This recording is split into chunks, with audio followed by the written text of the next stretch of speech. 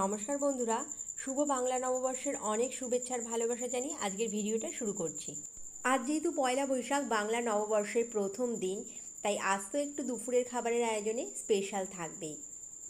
আজ দুপুরের খাবারে ছিল সাদা গরম ভাত, সাথে ছিল একটা গন্ধরাজ লেবু, আর ছিল পোস্ত আর বাদাম ভাজা দিয়ে রসুন আর শুকনো লঙ্কা ফোড়নে লাল শাক ভাজা, ছিল পটল ভাজা আর গোল গোল করে কাটা আলু ভাজা, রসুন আর শুকনো লঙ্কা ফোড়ন দিয়ে কাঁচা আমের টক ডাল ছিল, ছোট ছোট চিংড়ি মাছ দিয়েছিল এঁচোড় আলুর ডালনা, কাজু বাদাম পোস্ত বাটা, টক দই, পেঁয়াজ আদা রসুন বাটা দিয়ে করে নিয়েছিলাম রুই মাছের কালিয়া।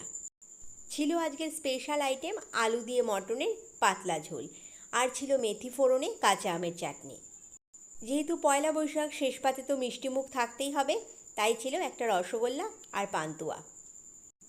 এই ছিল পয়লা বৈশাখে আমার বাড়ির সামান্য আয়োজন। তোমাদের আজকের থালিটা কেমন লাগলো অবশ্যই কমেন্টে জানিও।